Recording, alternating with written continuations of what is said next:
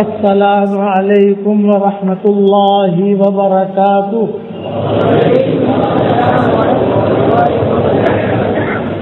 نحمده ونصلي على رسوله الكريم. اما بعد. الحمد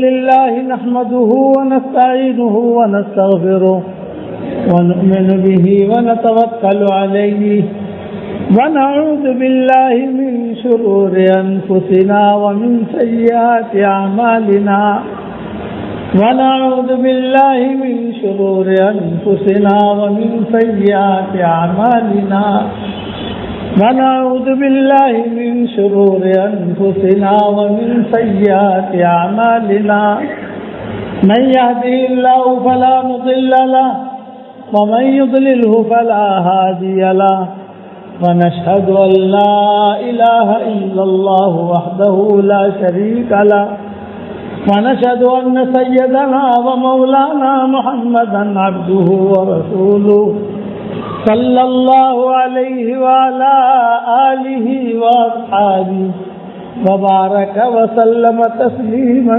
كثيرا كثيرا. أما بعد فأعوذ بالله من الشيطان الرجيم. بسم الله الرحمن الرحيم. من عمل صالحا من ذكر أو أنثى وهو مؤمن فلنحيينه حياة طيبة ولنجزينهم أجرهم بأحسن ما كانوا يعملون.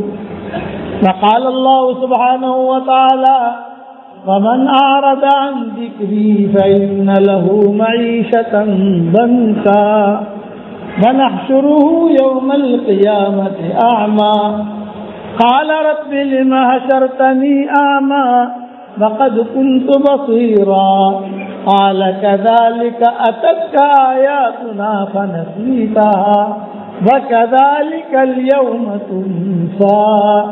صدق اللہ العظیم. قابل احترام بھائیوں، دوستوں اور بزرگوں، حدیث شریف کی دعاؤں میں ایک دعا آتی ہے جو رسول اللہ صلی اللہ علیہ وسلم صبح شام مانگا کرتے تھے.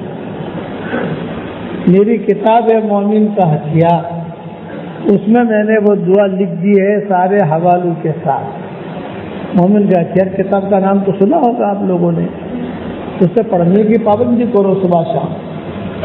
وہ دعا یہ ہے، اللہ پڑھو میرے ساتھ، اللہم انی اسألک من فجاءۃ الخیر واعوذ بک من فجاءۃ الشر. ترجمہ ہی پڑھ لو میرے ساتھ. اے میرے پیارے اللہ، اچانک کا خیر مجھے عطا فرما اور اچانک کے شر اور برائی سے میری حفاظت فرما.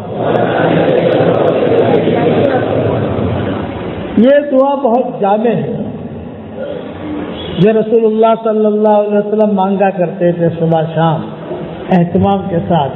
بعض صحابہ کہتے تھے کہ ہم سنتے تھے، اسی لیے میں نے میری کتاب مومن کا ہتھیار میں صبح کی دعاؤں میں بھی اسے لے آیا ہوں، شام کی دعاؤں میں بھی اسے لے آیا ہوں. اچانک کا خیر اگر آدمی اللہ تعالیٰ سے مانگے گا تو اللہ تعالیٰ اچانک اسے اچھی چیز دے دے گا، اور اچانک کے شر سے پناہ مانگے گا تو اچانک کے شر سے اللہ اس کی حفاظت کرے گا.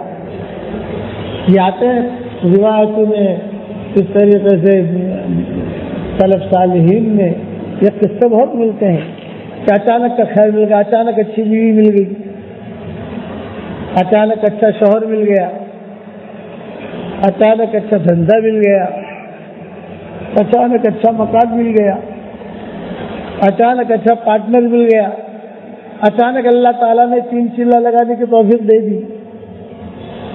تو اسباب تھے نہیں، لیکن اللہ نے اچانک کر دیا کام. کسی جگہ کا کوئی کام تھا، کام رکا ہوا تھا، بس بات نکلا، خوشخبری آئی کہ بھی کچھ سنا تو نے کرنا، یہ کہا وہ اچانک جب تمہارا خیر کا کام ہو گیا ماشاءاللہ، سب کے صحیح سکے ہو گئے ماشاءاللہ، زمین کلیئر ہو گئی، ٹائٹل. اچانک کا خیر.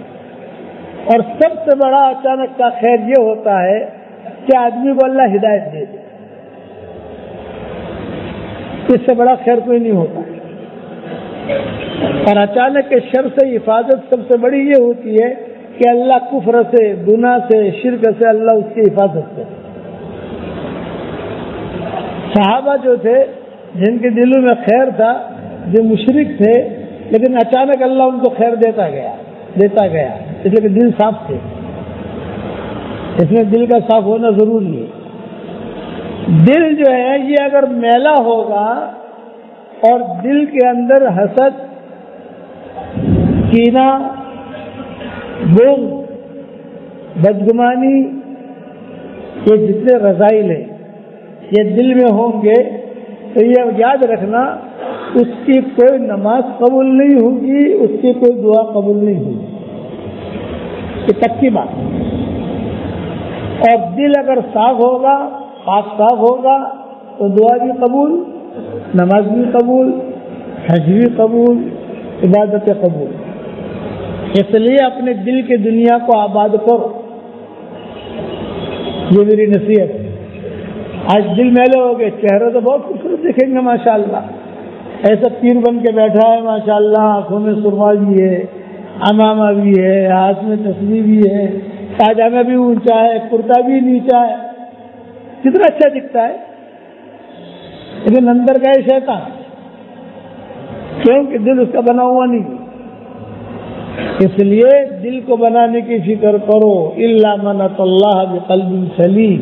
جس کا میرے والد صاحب رحمۃ اللہ علیہ ایک بات کیا فرماتے تھے، یہ فرماتے تھے کہ بیٹا مشرک ہے،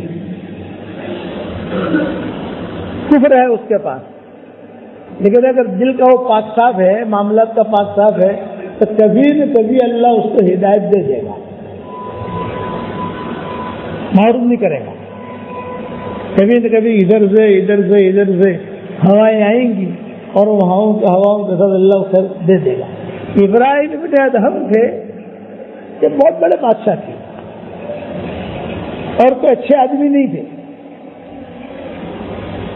بادشاہوں کی زندگی ہوتی ہے عیاشیاں کرنا، شرابیں پینا، مجلس جمانا، پیسہ بہت ہوتا ہے،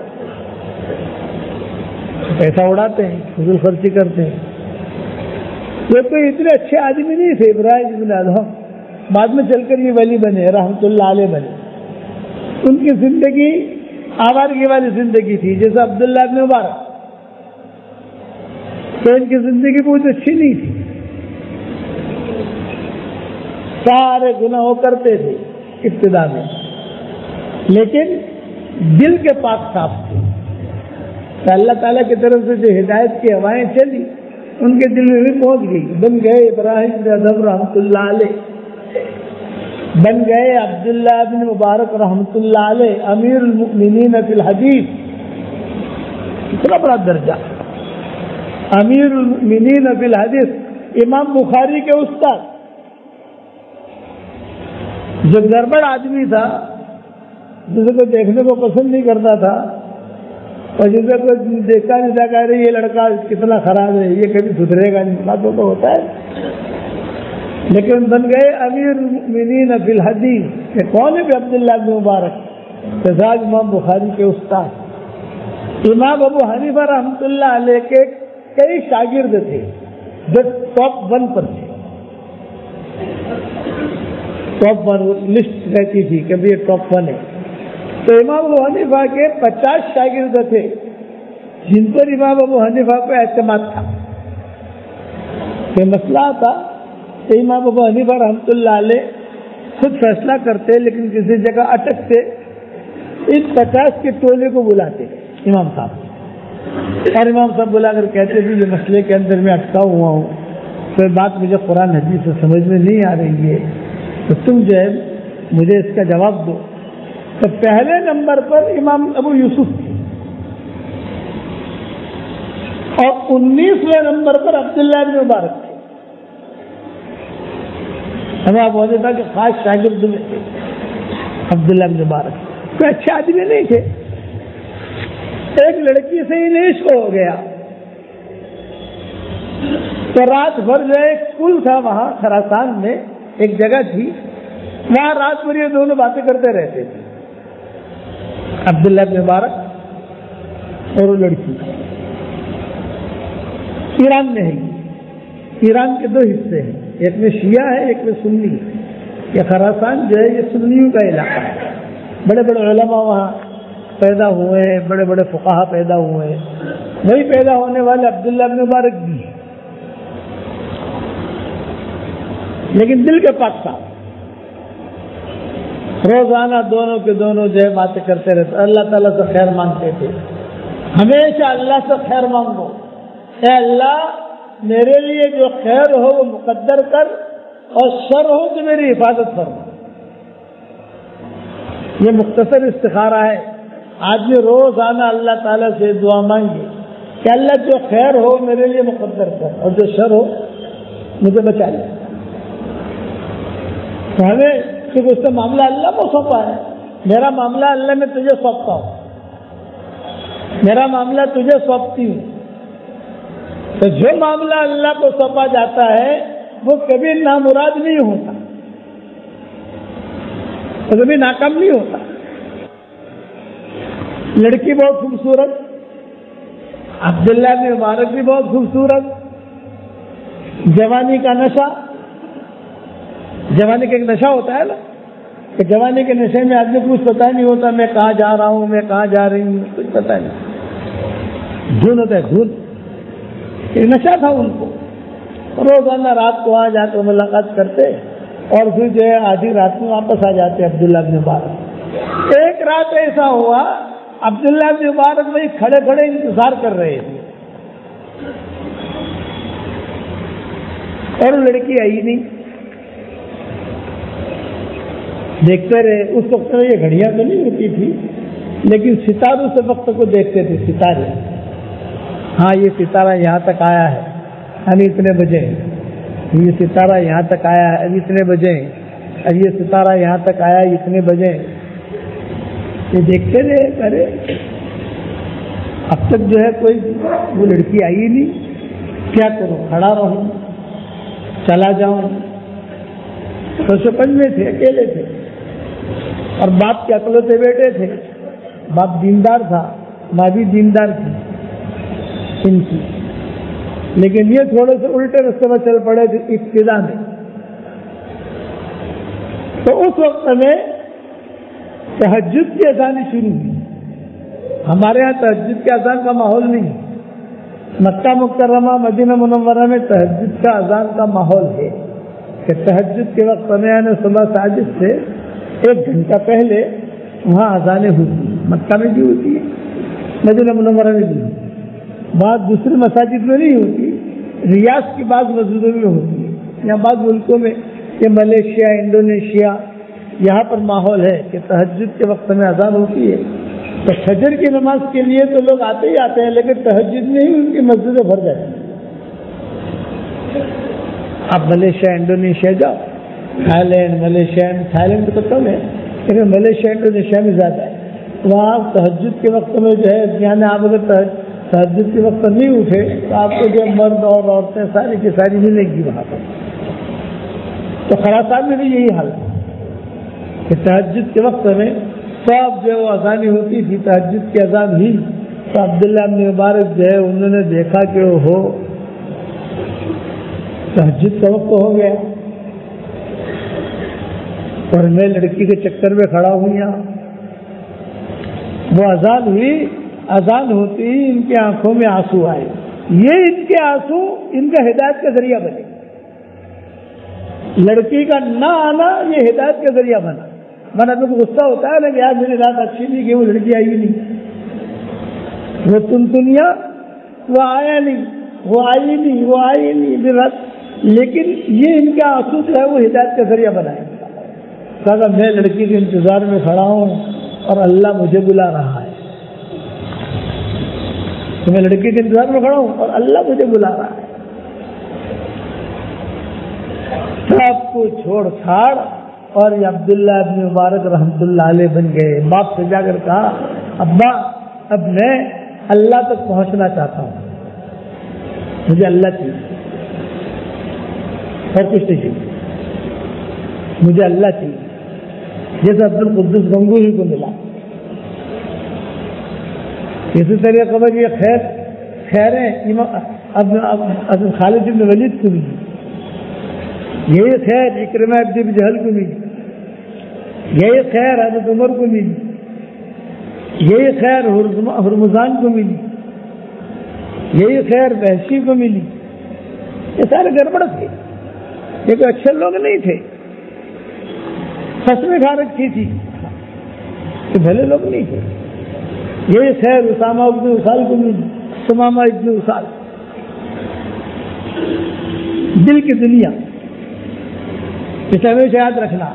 عبداللہ بن مبارک نے آ کر اپنے والد سے کہا، اپنی امی سے کہا کہ بس اب مجھے علم حاصل کرنا ہے، میں کہاں جاؤں. پیسہ بہت تھا. عبداللہ بن مبارک کی جو والدہ تھی یہ مالدار تھی، والد غریب تھی. ان کا مال جو آیا عبداللہ بن مبارک کے پاس یہ ماں کی طرف سے آیا. ماں بہت مالدار تھی، اکلوتی بیٹی تھی، ایک باغبان کی اکلوتی بیٹی تھی، اللہ والی تھی. تو اللہ نے اولاد بھی دی، اللہ نے یہ بھی یہ صلاحُ یہ بھی، یہ کوئی اچھے آدمی نہیں تھے. یہ صلاح الدین ایوبی یہ کوئی اچھے آدمی نہیں تھے. ان کے والد جو تھے صلاح الدین ایوبی کے، یہ رئیس زادے تھے. کردی خون تھا، کردی، عرب نہیں. حضرت عمر وغیرہ یہ عربوں میں شمار ہوتے ہیں، اور یہ کرد تھے. کرد ترکی کے بارڈر پر جو ہے صلاح الدین ایوبی، ان کے والد جو ہے یہ شہزادے تھے. ان کے والد صلاح الدین ایوبی تو شادی نہیں کرتے تھے. بڑے پیغام آتے تھے. شہزادہ ہو تو کتنے پیغام آتے ہیں بھائی. تو شہزادہ ہو، رئیس زادہ ہو، نواب زادہ ہو، کنوارا ہو، مالدار ہو تو کتنے پیغام آتے ہیں. تو صلاح الدین ایوبی جو تھے یہ ان کے والد یہ کئی نکاح نہیں کرتے تھے. تو خاندان کی لڑکیاں، خاندان کی عورتیں، خاندان کے مرد، خاندان یہ سارے کہتے تھے ارے بہتر ہے بھائی نے شادی کر لی، فلاں نے شادی کر لی، اس کی نسل چلی، تو شادی کر. صلاح الدین ایوبی کے والد سے کہتے تھے. تو صلاح الدین ایوبی کے والد کہتے تھے ہاں مجھے شادی کرنی ہے، لیکن ایسی لڑکی سے شادی کرنی ہے جو مجھے انگلی پکڑ کر مجھے جنت میں لے جائے. ان کے والد کہتے تھے. تو سارے شاہی خاندان والے مذاق اڑاتے تھے کہ دماغ خراب ہو گیا ہے،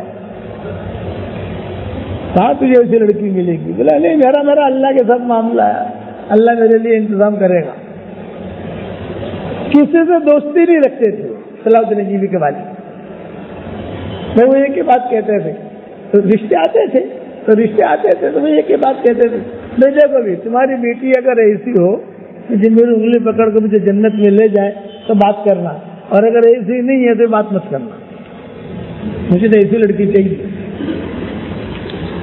اللہ کے ساتھ حسن ظن تھا صلاح الدین ایوبی کے والد. ایک بزرگ تھے اس زمانے میں، وہ ان کے پیر تھے صلاح الدین ایوبی کے والد. وہ روزانہ عصر کی نماز کے بعد وہ ہدیہ لے کر اس بزرگ کے پاس پہنچ جاتے تھے، اور عصر سے لے کر عشاء تک ان کے پاس بیٹھتے تھے. چھوٹی سی مسجد تھی،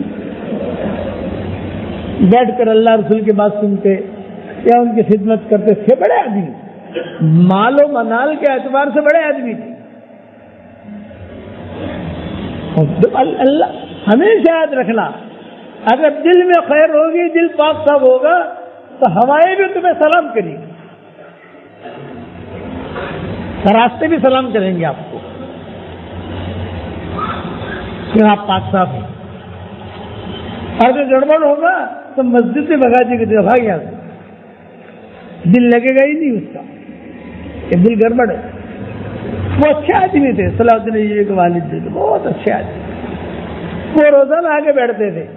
ایک مرتبہ شیخ کے پاس آ کر بیٹھے. وہ شیخ ایک گاؤں میں رہتے تھے، اس کا چھوٹا سا گاؤں تھا، اور غریب سے غریب ترین لوگ اس گاؤں میں رہتے تھے، امیر نہیں. کہ اس گاؤں میں کون لوگ رہتے ہیں؟ اگر اس گاؤں میں ایسے لوگ رہتے ہیں، مل گئی تو روزی، نہ ملی تو روزہ. لیکن انسان رہتے تھے، سارے کے سارے انسان تھے، صفات والے تھے۔ تو ایک مرتبہ صلاح الدین ایوبی کے والد بیٹھے ہوئے اور ان کے شیخ بیٹھے ہوئے، اور نوجوان لڑکی آئی، خوبصورت تھی، بغیر برقعے کے آگے، غریب تھی بہت۔ تو یہ ان کے پاس یہ بھی آتی تھی، یہ جو بزرگ تھے ان کے پاس آتی تھی اور وہ بھی کہتی تھی میرے لیے کوئی رشتہ ڈھونڈو، مجھے رشتہ ملے۔ صلاح الدین ایوبی کے والد بیٹھے ہوئے تھے، شیخ بیٹھے ہوئے تھے، وہ لڑکی آئی اور اس لڑکی پر ان کی نظر پڑی، صلاح الدین ایوبی کے والد کی، اور اس لڑکی نے آ کر یہ کہا کہ شیخ جی، پیر صاحب، میرے لیے کوئی ایسا لڑکا ڈھونڈو۔ پہلے وہ پیر صاحب نے پوچھا بیٹا تیرا نکاح ہو گیا؟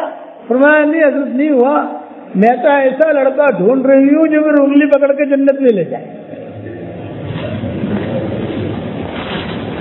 یہ کتابوں میں لکھا ہے، میں تو ایسا لڑکا ڈھونڈ رہی ہوں کہ جو میری انگلی پکڑ کر جنت میں لے جائے۔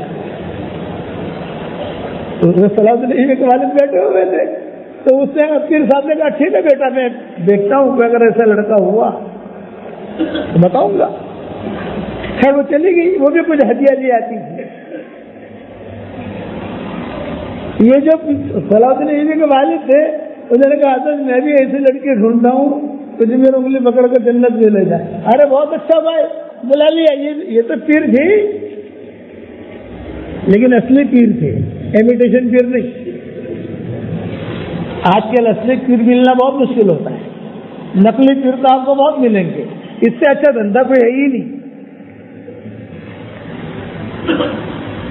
بغیر موڑی کے جو ہے پیسہ کمانا ہو تو تصویر پکڑ لینی، کالا میں پہن لینے کا، آنکھوں میں سرما لگا لینے کا، پاجامہ اوپر سے، پبلک جو ہے بیوقوف سے ہی دنیا میں اکثر لوگ بیوقوف ہے، وہ ایسے پیروں کے چکر میں آ جاتے ہیں۔ وہ اللہ والے تھے، ہنسے میں اللہ والے تھے۔ تو انہوں نے کہا بھی یہ لڑکی بہت اچھی ہے، میرے پاس آتی ہے، اس کے ابا کو میں پہچانتا ہوں، سب خاندان والوں کو پہچانتا ہوں، سب کچھ ہے، تو تم جو ہے اور تم بھی ایسی لڑکی ڈھونڈ رہے، وہ بھی ایسا لڑکا ڈھونڈ رہا، اس سے شادی کر لو۔ بہت اچھا۔ اسی لڑکی کے ساتھ شادی ہوئی اور صلاح الدین ایوبی پیدا ہوئے۔ صلاح الدین ایوبی جو پیدا ہوئے وہ اسی عورت سے پیدا، اسی لڑکی سے پیدا ہوئے۔ بہت دیندار تھی ان کی والدہ، بہت دیندار۔ کتابوں میں لکھا ہے کہ تہجد پڑھنا، نماز پڑھنا، لیکن دین کا نشہ نہیں تھا۔ آج کل لوگوں کو نشہ چڑھ جاتا ہے، نشہ، تو نشہ ٹھیک نہیں۔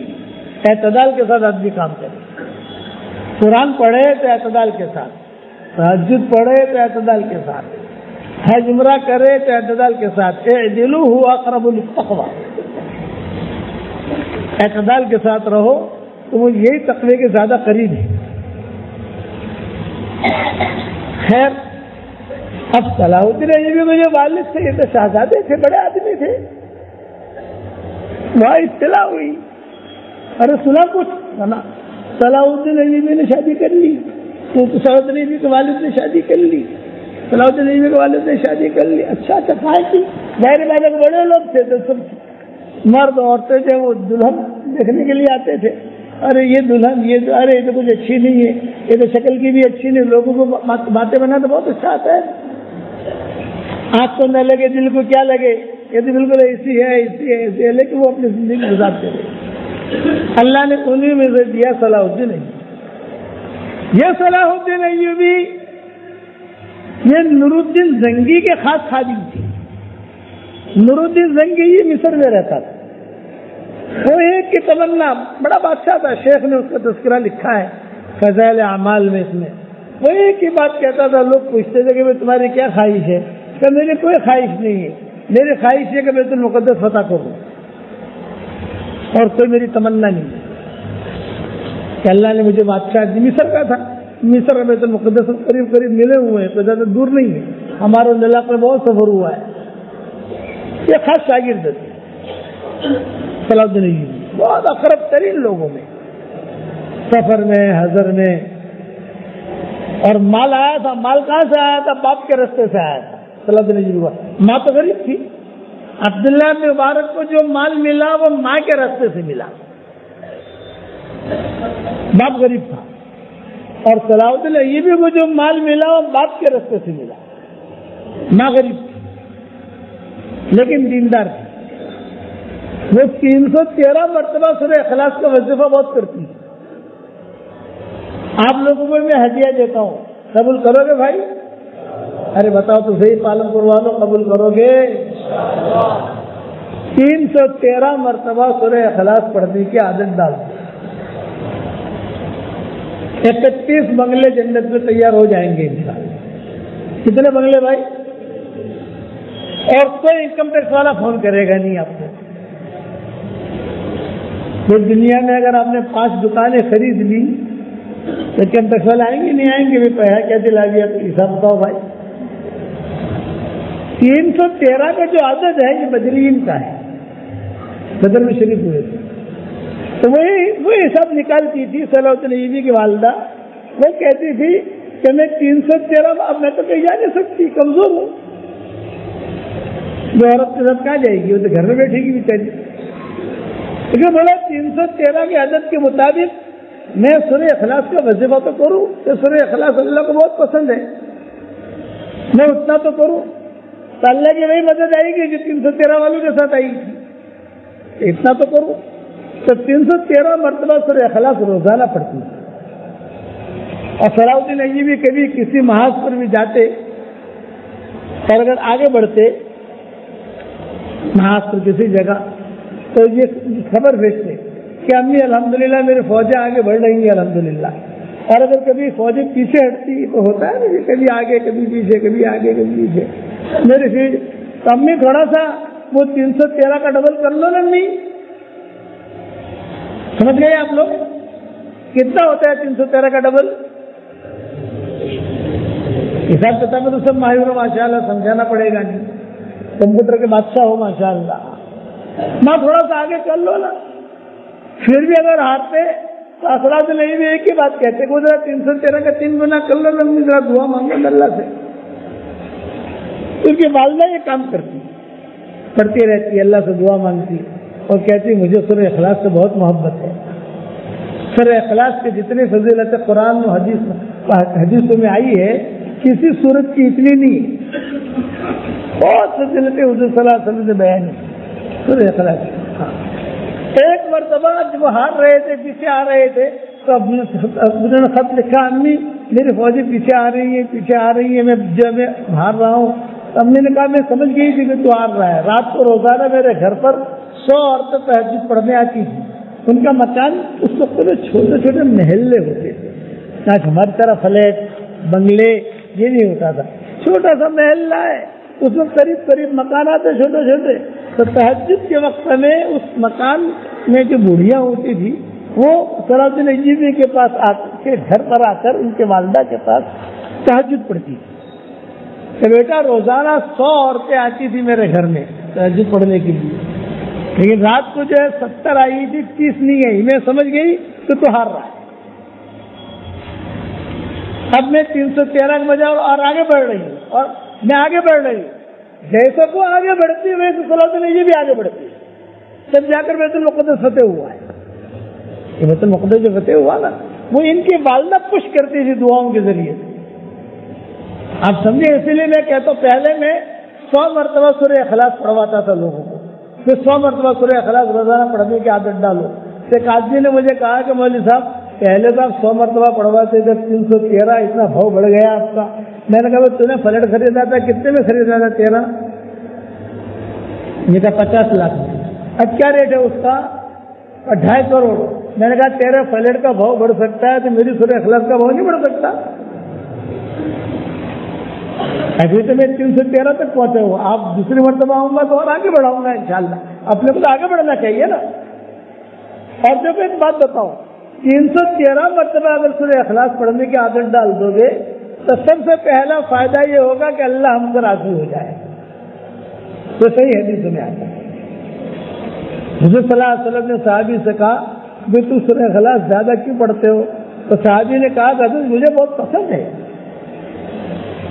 اللہ کی بڑائی ہے، اللہ کی عظمت ہے، اللہ کی طاقت، اللہ کی قدرت، مجھے بہت اچھا لگتا ہے.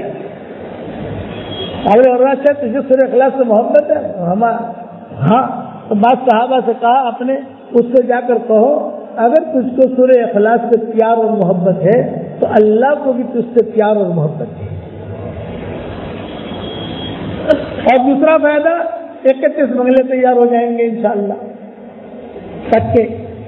اس کا الیکٹرک بل آپ کو نہیں بھرنا، اس کا مینٹیننس آپ کو نہیں کرنا، اور کوئی قبضہ بھی نہیں کرے گا.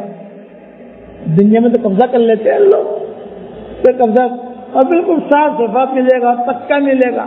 اور چوتھا 104 مرتبہ قرآن شریف پڑھنے کے برابر اللہ ثواب دے گا. 3 مرتبہ سورہ اخلاص پڑھو، 1 قرآن پڑھنے کے برابر ثواب. جب یہ سورت نازل ہو رہی تھی سورہ اخلاص آسمانوں سے، تو دھمال کے ساتھ دھوم دھام فرشتے آ رہے ہیں. ہر آسمان کا فرشتہ پوچھ رہا تھا ابھی کہاں جا رہے ہیں، کہاں کیا چیز لے کے جا رہے ہیں. حضرت جبریل نے کہا یہ اللہ کا نسب نامہ ہے جو ہم لے کے جا رہے ہیں. مشرکین مکہ نے پوچھا تھا حضور صلی اللہ علیہ وسلم، کہتے انصب لنا ربک، آپ کے رب کا نسب نامہ کیا ہے؟ حضرت محمد آپ کا تو نسب نامہ ہے، میرا نسب نامہ ہے، اس کا نسب نامہ ہے، تمہارا رب کا نسب نامہ کیا ہے؟ اس پر ہی صورت نازل ہوئی، قل هو اللہ احد اللہ الصمد لم یلد ولم یولد ولم یکن له کفوا احد. حضور صلی اللہ علیہ وسلم نے اس کی فضیلتیں بہت بیان کی. تو کئی صحابہ کا معمول تھا جیسے پڑھتے رہتے تھے. تو میں آپ حضرات کی تشکیل یہ کر رہا ہوں روزانہ 313 مرتبہ سورہ اخلاص کم سے کم پڑھا کرو. 314 ہو جاوے، 315 ہو جاوے، 1000 ہو جاوے، کوئی حرج کی بات نہیں. اور 313 مرتبہ درود شریف پڑھنے کا اہتمام کرو. درود شریف شارٹ پڑھ لو، کوئی حرج نہیں. اللہم صلی علی محمد، اللہم صلی علی محمد. استغفار شارٹ پڑھ لو، اللہم اغفر لی، اللہم اغفر لی، اللہم اغفر لی. اور سورہ اخلاص کو تو شارٹ نہیں کر سکتے آپ، وہ تو پوری پڑھنی پڑے گی. اچھا ایک ساتھ نہیں پڑھنا، گھبرانا مت. موٹر چلاتے چلاتے پڑھ لی، سائیکل چلاتے چلاتے پڑھ لی. ایک ڈاکٹر نہیں ہماری شکاگو میں، وہ کہتی ہے کہ حضرت میں آپریشن کرتے کرتے پڑھ لیتی ہوں. امریکہ میں ایک ڈاکٹر نہیں ہے، وہ ہمارے خاص مریدنوں میں ہے. ہم جاتے ہیں تو وہی ہمارا علاج وغیرہ چیک کرنا. اگر میں تو آپریشن کرتے کرتے جب بھی میں نیو یارک کی گلی میں گزرتی ہوں یا شکاگو سے میں جاتی ہوں، 1.5 گھنٹے کی میری ڈرائیونگ ہے جہاں میرا ہسپتال ہے، تو میں جاتے آتے جو ہے کوٹا پورا کر لیتی ہوں. اب الحمدللہ حضرت جی 10 لاکھ مرتبہ میں نے سورہ اخلاص پڑھ لیا. کتنی مرتبہ بھائی؟ 5 لاکھ تو آپ کو ہدیہ کر دیا، اور 5 لاکھ میں نے میرے لیے رکھا ہے. لیکن آپ مجھے بتاؤ کہ مجھے جنت میں محل ملیں گے نہیں ملیں گے؟ میں نے کہا کہ ڈاکٹر صاحب کروڑ مرتبہ قسم کھا کے کہتا ہوں کہ اللہ آپ کو محل دے گا. کہ مسند احمد کی حدیث ہے، صحیح حدیث ہے. حضرت عمر سے کہا تھا حضور صلی اللہ علیہ وسلم نے، عمر 10 مرتبہ اگر تو سورہ اخلاص پڑھے گا تو جنت میں تیرے لیے ایک محل تیار ہو جائے گا. حضرت عمر نے کہا کہ 10 مرتبہ پڑھوں، 10 سورہ اخلاص تیار ہو جائے، ایک محل تیار ہو جائے گا. آپ نے فرمایا ہاں. تو حضرت عمر نے ایک جملہ کہا، اذن لا تکثر یا رسول اللہ، پھر تو میں بہت زیادہ پڑھوں گا. آپ نے فرمایا پڑھو. تو پڑھتے پڑھتے تھک جائے گا، اللہ دیتے دیتے نہیں سکے گا، خزانہ بہت ہے اس کے پاس. بہت پڑھتے تھے حضرت عمر، صحابہ کا معمول تھا. تو ڈاکٹر نے کہا کہ مولوی صاحب 5 لاکھ مرتبہ میں نے میرے لیے رکھا، 5 لاکھ مرتبہ آپ کو ہدیہ دے دیا، تو میرے تو بہت بنگلے ہو گئے وہاں جنت میں الحمدللہ، اور آپ کے بھی ہو گئے، مجھے بھی ملے گا. فرمایا کہاں ملے؟ تو بولا بنگلے ملیں گے. میں نے کہا بالکل ملے گا. موسم کے بارو بارو آپ سے کہ نہیں آ رہے، سمجھے نا. گجرات کی رینٹ کا بہت فکر ہوتا ہے. گجراتی اور پنجابی، گجراتی اور پنجابی محنت کرنا نہیں، خالی بھاڑا آوے اور چلتے رہنے کا. وہ گجراتی ہے، احمد آباد کی ہے. تو کہا کہ میں نے کہا کرایہ تو نہیں آئے گا وہاں، اتنے بنگلے کریں گے کیا؟ میں نے کہا کہ جنت میں جائیں گے تو مشورہ کر لیں گے انشاءاللہ. اللہ بھیجے گا. میرے والد صاحب رحمۃ اللہ علیہ فرماتے تھے کہ بیٹا یونس, رات کو اگر نیند نہ آوے, جیسے آدمی کی نیند نہیں آتی, رات کروڑ بدلتا رہتا ہے, رات کو اگر نیند نہ آوے تو 5-6 بنگلے بنا دینے. ارے سمجھ گئے نہیں سمجھے اشارہ؟ صبح اخلاق پڑھتے رہنے کا, گننے کا نہیں, بغیر گنے بغیر تصویر کے پڑھتے رہنے کا. 5-6-10 بنگلے بھی ہو جائیں گے اور تجھے نیند بھی آ جائے گی, اور بنگلے پکے. تو یاد رکھنا 313 مرتبہ کیا پڑھنا ہے بھائی, اور 313 مرتبہ کیا پڑھنا ہے, اور 313 مرتبہ اٹھتے بیٹھتے. باقی چیزیں میں نے ابھی آپ کو ڈالتا نہیں, ابھی نیا نیا معاملہ ہے, اتنے زیادہ آگے نہیں بڑھاتا. ورنہ جہاں میرے پرانے کئی مرتبہ جاتا ہوں تو ان کو عرش کے خزانے کی 4 چیزیں بھی دے دیتا ہوں. عرش کے نیچے بہت بڑا خزانہ ہے.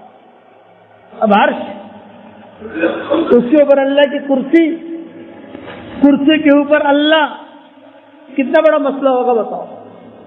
صحیح حدیثوں میں آتا ہے 1 آسمان, 2 آسمان, 3 آسمان, 4 آسمان, 5, 6, 7, 7ویں آسمان کے اوپر ایک بہت بڑا سمندر ہے. بہت بڑا سمندر. اللہ کے سمندروں میں سے, اللہ کی مخلوق میں سے اتنا بڑا سمندر کہیں نہیں. دنیا میں سمندر ہے ہمارے, لیکن کیسے سمندر بھی ہے, ندیاں بھی ہے, تالاب بھی ہے, نہریں بھی ہے, خشکی بھی ہے, شہر بھی ہے, دیہات بھی ہے, یہ سمندر بھی ہے, زمینیں بھی ہے, سمندر بھی ہے, پہاڑ بھی ہے, سمندر بھی ہے, جنگل بھی ہے. وہاں صرف سمندر ہی سمندر ہے اور کچھ نہیں. معمولی سا اگر سوراخ ہو جائے تو دنیا 2 منٹ کے اندر ڈوب جائے. اتنا بڑا سمندر ہے جو اللہ نے اسے روک کے رکھا ہے. کتنی بڑی طاقت والا ہے. اس سمندر کے اوپر اللہ کا عرش, اس کے اوپر اللہ کی کرسی, اس کے اوپر اللہ. کیا منظر ہوگا بتاؤ. تو اس عرش کے نیچے بہت خزانے ہیں زبردست اللہ کے. تو حضور صلی اللہ علیہ وسلم نے فرمایا عرش کے نیچے جو خزانے ہیں ان خزانوں میں سے 4 خاص چیزیں VIP. VIP کا مطلب سمجھے, جو ان خزانوں میں سب سے ٹاپ ہے, جو اللہ نے کسی نبی کو نہیں دیا, کسی امت کو نہیں دیا, نہ اللہ نے مجھے دیا ہے. میں آپ کو بتا دوں 4 چیزیں کون سی ہے. ارے بتاؤ تو صحیح, پڑھو گے نا انشاءاللہ. کیوں حضور نے فرمایا کہ اتنا بڑا سمندر, سمندر کے اوپر اللہ کا عرش, اللہ کے عرش کے اوپر اس کی کرسی, اس کی کرسی کے اوپر اللہ نے جتنی مخلوق پیدا کی ہے سب سے زیادہ اللہ نے اپنے عرش کو وزنی بنایا ہے. ہمالیہ پہاڑ بھی اللہ نے بنایا, احد پہاڑ بھی اللہ نے بنایا, زمینیں بنائی, لیکن سب سے زیادہ وزنی کون سی چیز ہے؟ جو کہ اللہ کا عرش. اور اس عرش کے اوپر اللہ نے ایک ہی نام لکھا ہے. جیسے ہماری مسجد والے الگ الگ نام لکھتے ہیں نا, ایسا نہیں. اس عرش کے اوپر اللہ نے ایک ہی نام لکھا ہے اور اس نام کو زینت کے ساتھ لکھا ہے. مثال دے رہا ہوں, اللہ اگر لکھا ہوا ہے تو اللہ ایک ہی قسم کا نہیں لکھا, الگ الگ ورائٹی, الگ الگ. جیسے میری ریاض القرآن جو ہے, میرا قرآن کا ترجمہ, مجھے شوق تھا کہ میں بسم اللہ الرحمن الرحیم جو ہے وہ الگ الگ ڈیزائن میں لکھوں. میرا شوق تھا. بعض لوگوں کو شوق ہوتا ہے نا, کسی کو اچھے موبائل رکھنے کا شوق ہوتا ہے, کسی کو اچھی ہوٹلوں میں جانے کا شوق ہوتا ہے, کسی کو ذرا دنیا دیکھنے کا شوق ہوتا ہے. اور میرا شوق یہ تھا کہ میں امت کے لیے جتنی صورتیں قرآن میں, ان صورتوں میں ہر صورت پر الگ الگ الگ الگ قسم کا میں بسم اللہ لکھوں. تو میں نے ساری دنیا سے بسم اللہ جمع کی, ایران سے, افریقہ سے, مکہ سے, مدینہ سے, اور یہاں یوٹیوب پر دیکھا, یہ دیکھا, یہ دیکھا. تو ریاض القرآن میں میں نے ہر صورت پر الگ قسم کا بسم اللہ لکھا. آپ ریاض القرآن کا ترجمہ دیکھ لینا, اور گوگل پر بھی آتا ہے, پلے اسٹور پر بھی آتا ہے ریاض القرآن. آپ لکھنا ریاض القرآن, 7 سطری میں بھی ملے گا, 15 سطری میں بھی ملے گا, 13 سطری میں بھی ملے گا. تو آپ صورتیں دیکھتے جانا, ہر صورت پر آپ کو الگ ویرائٹی ملے گی. صورت پر الگ بسم اللہ، ہر صورت پر الگ بسم اللہ، ہر صورت پر الگ بسم اللہ، اور وہ سارے کے سارے جو 114 بسم اللہ الگ الگ وہ ایک قسم کے تعویذ ہے، سمجھے کہ تعویذ ہے، لیکن اس کی میں نے زیادہ تفصیل لکھی نہیں، میں نے کہا یہ امت جو سمجھے گی نہیں، سمجھانا بھی مشکل، اس لیے میں نے اس کو راس میں رکھا، اگر اللہ نے مرنے سے پہلے توفیق نہیں دیا تو وہ بھی لکھ ڈالوں گا انشاءاللہ، کون سی بسم اللہ کیا کام آئے گی، کون سی بسم اللہ کیا کام آئے گی، وہ الگ الگ قسم کا آپ کو ملیں گے، آپ پلے اسٹور پہ جا کے دیکھ لینا، ریاض القرآن دیکھنا اور اس میں دیکھنا سورہ فاتحہ پر آپ کا الگ بسم اللہ، سورہ بقرہ پر الگ بسم اللہ، سورہ آل عمران پر الگ بسم اللہ، اور اخیری جو صورتیں ہیں جو چھوٹے چھوٹے صورتیں ہیں وہاں جا کے دیکھو گے تو آپ کو الگ الگ الگ الگ بسم اللہ الرحمن الرحیم ملیں گے۔ اسی طریقے پر عرش پر بھی اللہ نے اپنا ایک نام لکھا ہے جو الگ الگ ڈیزائن سے لکھا ہے، اس کے نیچے یہ خزانہ، تو اللہ تعالیٰ کسی نہ کسی بڑے آدمی کو، جیسے کوئی بڑا آدمی کسی کے وہاں جاتا ہے تو اللہ تعالیٰ اس کو، یعنی ہمارے یہاں یہ معمول ہے، کوئی بڑا آدمی کسی کے یہاں جائے تو وہ سوچتا ہے کہ یار اتنا بڑا آدمی آ رہا ہے میرے پاس، میں اس کو قیمتی چیز ہدیہ دوں۔ علامہ اقبال رحمۃ اللہ علیہ تھے، انہوں نے مولانا انور شاہ کشمیری رحمۃ اللہ علیہ کی دعوت کی۔ علامہ اقبال پہلے تو خاص صاف مزاج کے نہیں تھے، لیکن مولانا انور شاہ کشمیری رحمۃ اللہ علیہ کی تقریر پر اور ان کے سمجھانے پر ان کا مزاج صاف ہوا۔ ان کا پہلے مزاج قادیانیت کی طرف تھا، مولانا انور شاہ کشمیری رحمۃ اللہ علیہ نے ان کو سمجھایا کہ دیکھو یہ چیز ہمارے لیے مناسب نہیں ہے، ہم کو تو حضور صلی اللہ علیہ وسلم کو جو سنت ہے اس سنت پر چلنا ہے وغیرہ وغیرہ۔ تو علامہ اقبال نے کہا کہ ٹھیک ہے، آپ جو بات کہتے ہیں میں نے مان لی لاہور کے اندر، لیکن یہ کہ آپ کو میرے گھر پر آنا پڑے گا۔ کیا علامہ اقبال نے کہا؟ مولانا انور شاہ کشمیری میرے گھر پر شام کی چائے پینی پڑے گی۔ تو مولانا انور شاہ کشمیری رحمۃ اللہ علیہ نے کہا بھائی اتنا بڑا آدمی ہے، اس کے گھر پر جا کر چائے پی لیتے ہیں اور یہ اپنا رخ بدل لیتا ہے تو امت کا بہت بڑا بھلا ہو جائے گا۔ تو مولانا انور شاہ کشمیری رحمۃ اللہ علیہ نے کہا کہ ضرور آؤں گا۔ کب آؤ گے؟ فلاں دن، فلاں تاریخ، فلاں وقت میں آؤں گا آپ کے گھر پر۔ تو علامہ اقبال اتنے خوش ہو گئے، اتنے خوش ہو گئے، اتنے خوش ہو گئے، واہ واہ واہ، حضرت میرے گھر پر آئیں گے، حضرت میرے گھر پر۔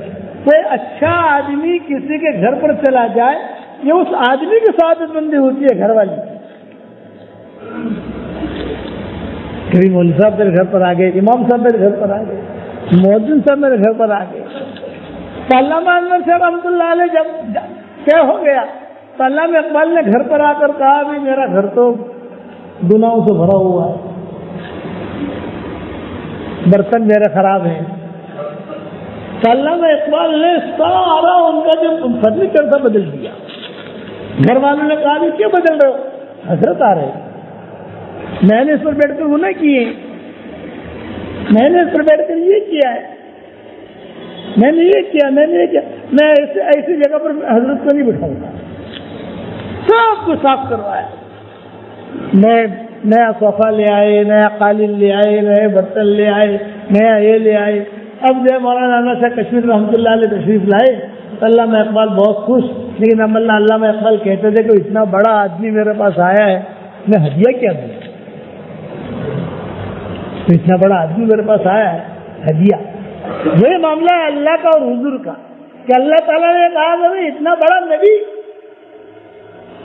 میرے پاس آیا، اتنی بڑی امت اس کی، میں میری نبی کو ہدیہ، بڑی چیز وہ جہاں جایا جاتا ہے وہ آدمی بڑی چیز دیتا ہے، چھوٹی چیز نہیں دیتا۔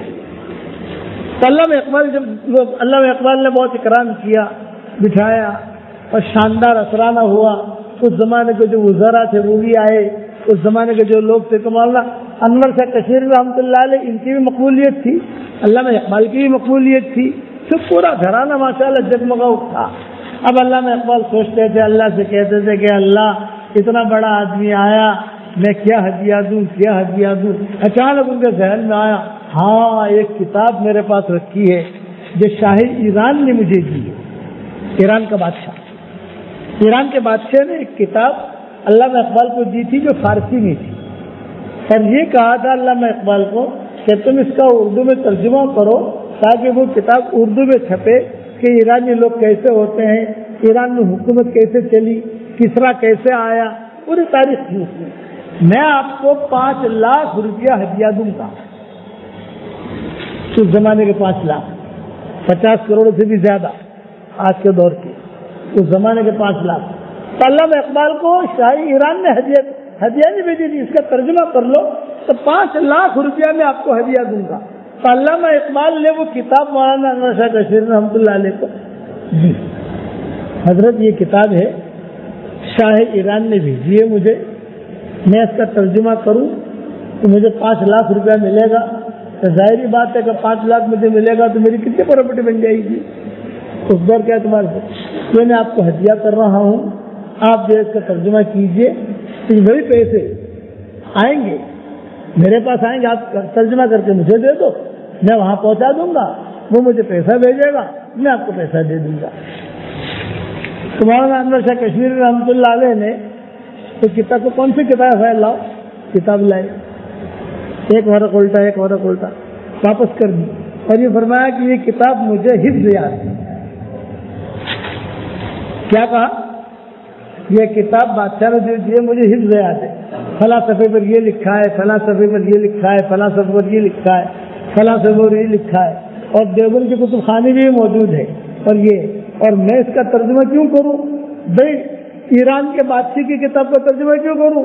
میں ساری دنیا کا ہمارا جو بادشاہ ہے اللہ کا بیٹی، میں اس کی باتوں کا ترجمہ نہ کروں؟ میں تو حضور صلی اللہ علیہ وسلم کی باتوں کا ترجمہ کروں گا. میں اس کا ترجمہ واپس کر دیا، مجھے نہیں کہ آپ کیجیے، آپ پیسہ کمائیے. یہ لوگ تھے. میں اس پر سمجھا رہا ہوں بڑے کے دربار میں اگر جائے تو بڑا ہدیہ ملتا ہے. تو اللہ تعالیٰ نے حضور صلی اللہ علیہ وسلم کو عرش کے خزانے میں سے 4 بڑے بڑے ہدیے دیے جو کسی کو نہیں ملے، نہ نبی کو ملے، نہ امت کو ملے، نہ فرد کو ملے، نہ جماعت کو ملے، صرف حضور صلی اللہ علیہ وسلم کو ملا اور حضور کی برکت سے ہم کو ملا. بتا دوں 4. نمبر 1 سورہ فاتحہ. نمبر 2 آیت الکرسی. نمبر 3 سورہ بقرہ کا آخری رکوع. اور نمبر 4 سورہ کوثر. بس اگر اس کو بھی تم نے پڑھنا شروع کر دیا نا تو اڑو گے روحانیت کے اعتبار سے بھی اڑو گے، یہ بھی اڑو گے. لیکن اتنا ہی بتاؤں گا تو آدمی کہے گا کہ یار میں کتنا پڑھوں گا. چلو کم سے کم روزانہ 10 مرتبہ تو پڑھنا شروع کر دینا. ٹھیک ہے، 313 تو وہ پڑھو. اس کو میں 313 نہیں پڑھوا رہا، اگر کوئی پڑھے گا تو منع نہیں کریں گے ہم. میرے والد صاحب رحمۃ اللہ علیہ کہتے تھے بھائی ہم کو جماعت دے دو، تو لوگ خاموش رہتے تھے. ابا کہتے تھے کہ میں نا امید ہو جاؤں. نہیں مولانا نا امید نہیں دیں گے. تو ابا کہے گی میں بیٹھا ہوں. پھر جب تشکیل ہو جاتی تھی تو ابا دعا کے لیے ہاتھ اٹھاتے تھے، بھائی میں ابھی دعا نہیں مانگ رہا، ابھی بھی میری امید ہے کہ شاید مجھے کچھ ملے گا. جب مجھے کچھ ملے گا تو میں انکار نہیں کروں گا، ابھی دینا ہو تو دے دو. تو میں آپ کو یہی کہتا ہوں کہ اگر اس کو بھی 313 کرو گے تو آپ ماشاءاللہ اڑو گے. دین دنیا تو چار کون سی چیزیں یاد ہو گئی؟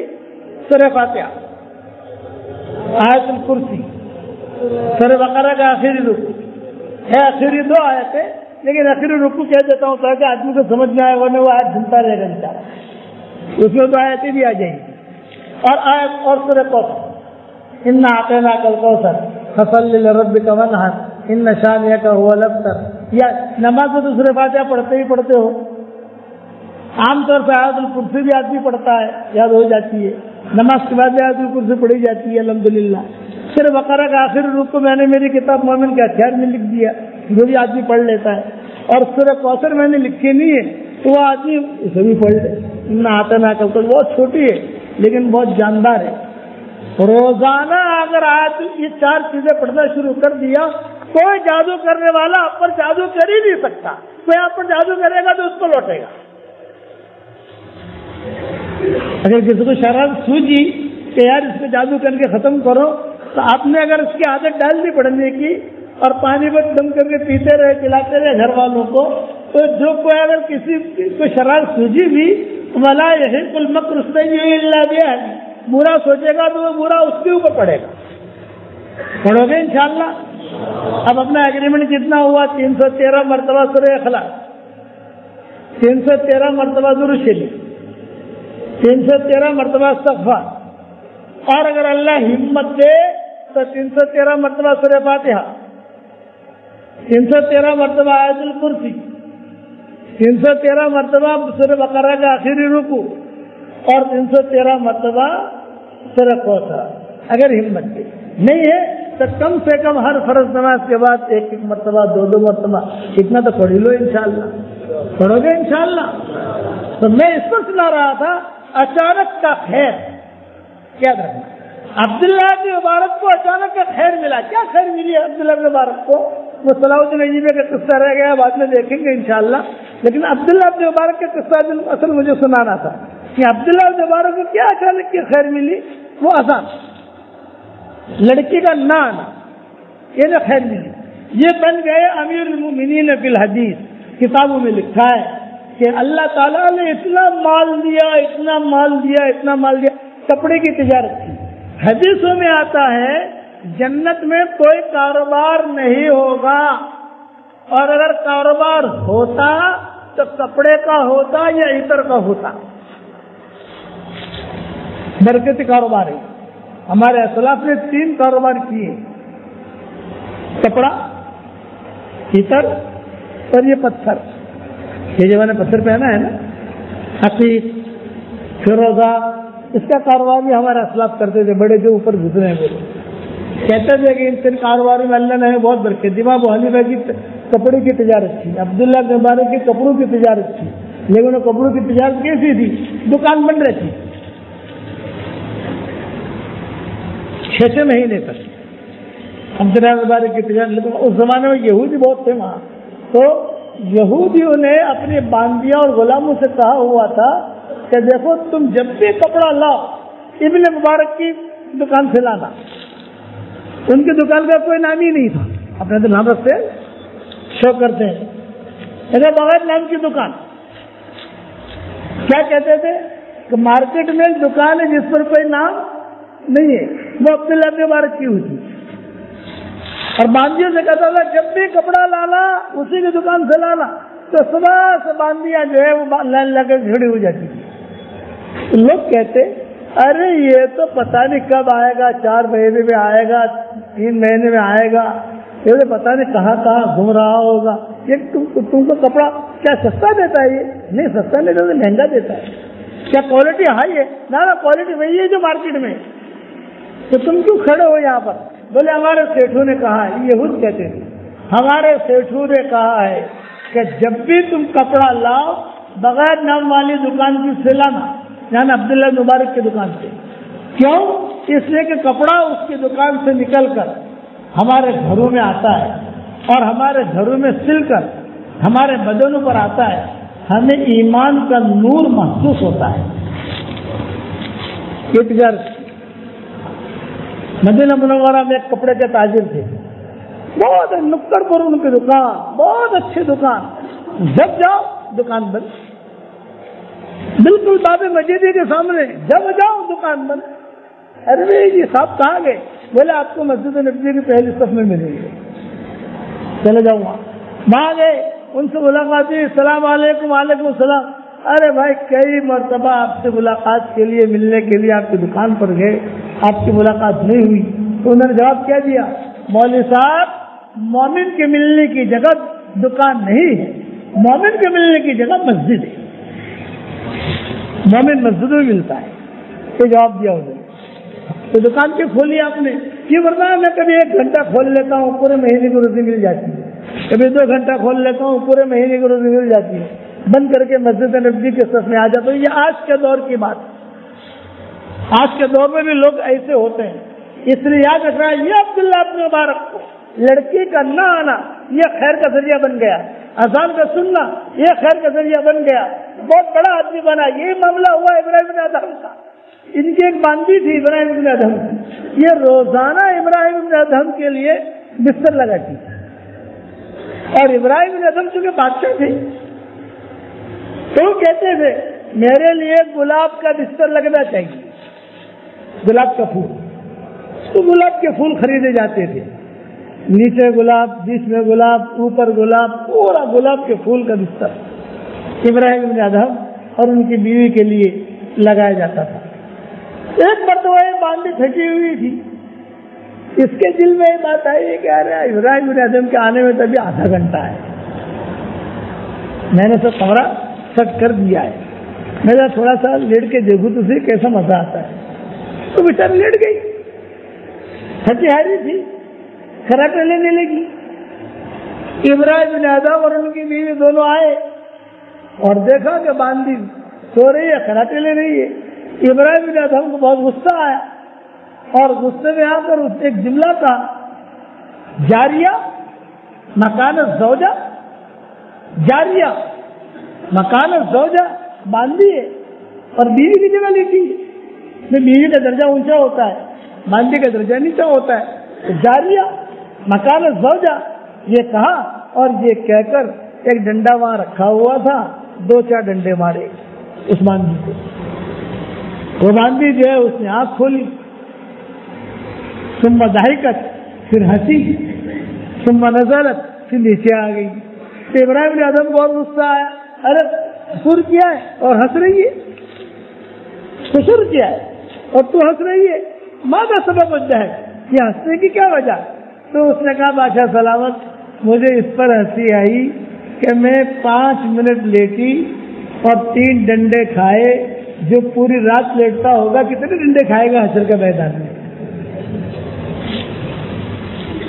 میں 5 منٹ لیٹی اور اتنے ڈنڈے کھائے میں نے, تو جو پوری رات لیٹتا ہوگا تو حشر کے میدان میں کتنے ڈنڈے پڑیں گے.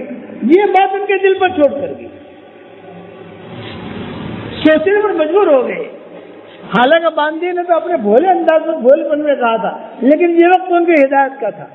سب کو چھوڑ چھاڑ کر یہ بیت اللہ پر پہنچے, سب حکومت چھوڑ دی, یہ چھوڑ دیا, وہ چھوڑ دیا. پہلی مرتبہ بیت اللہ پر یہ پہنچے, حالانکہ بادشاہ تھے لیکن کبھی بیت اللہ جانے کی توفیق نہیں ہوئی تھی.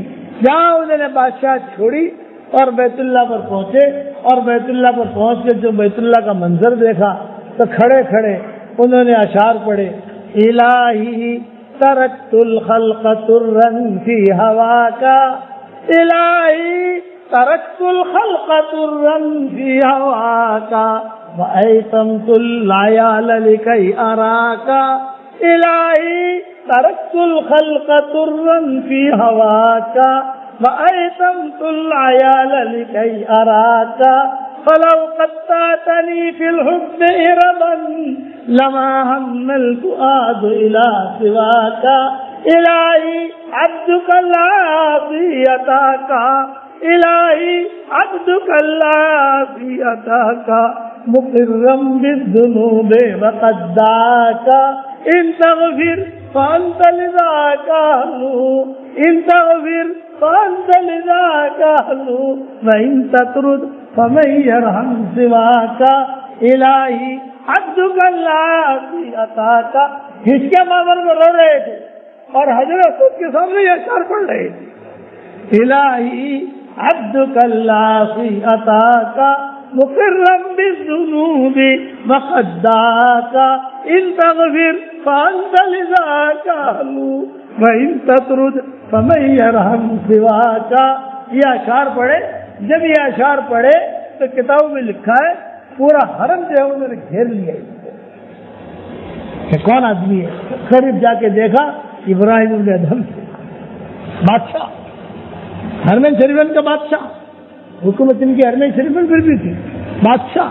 اور بادشاہ جو پھٹے پرانے کپڑوں میں آیا ہے اور اللہ کے دربار میں آ کر کہہ رہا ہے اور ایک جملہ کہا, الہی ترکت الخلق ترا فی ہواک, اے میرے پیارے اللہ تیری محبت میں ساری مخلوق کو چھوڑ کے آیا ہوں.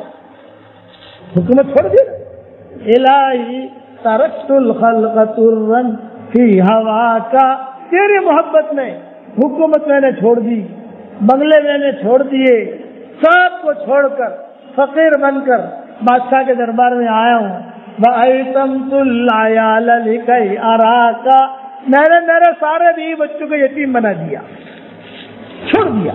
میں تو زندہ ہوں لیکن میں کچھ نہیں لایا اپنے ساتھ, سب کچھ دے دلا کر چھوٹے چھوٹے بچے ہیں, چھوٹی چھوٹی بچیاں ہیں, پوتے ہیں, پوتیاں ہیں, نواسیاں ہیں, بیوی سب کو میں نے چھوڑا ہے اور تیرے دربار میں آیا ہوں.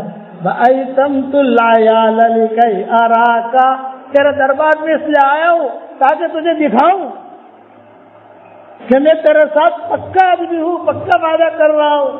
فَلَوْ قَطَّعْتَنِي فِي الْحُبِّ إِرَبًا لَمَا هَنَّ الْفُؤَادُ إِلَىٰ سِوَاكَ, میں یہ کہنے آیا ہوں, تیرے ساتھ وعدہ کرنے آیا ہوں, اگر تو مجھے کاٹنے دے گا اور میرے بدن کے حصے کے ٹکڑے ٹکڑے بھی ہو جائیں گے, ہر ٹکڑے سے اللہ اللہ سنے گا, اس کے علاوہ کچھ سنے گا نہیں.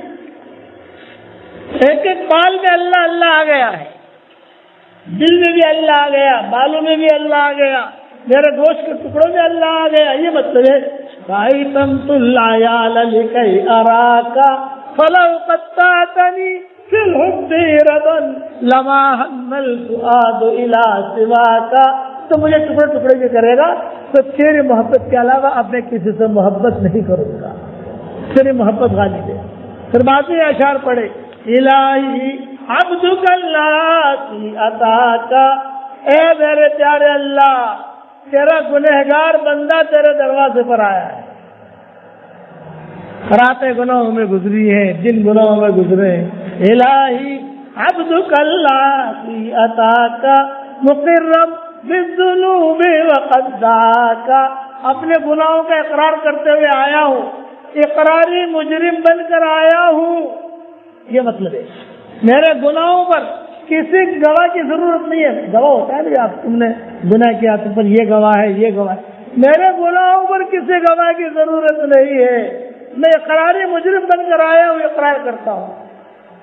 الہی عبدک العاصی اتاک مقرم بالذنوب وقد دعاک ان تغفر فانت لذاک اہل, اگر تو معاف کر دے تو تو اس کا اہل ہے, تو ہی معاف کرنے والا ہے, تیرے علاوہ کون ہے معاف کرنے والا.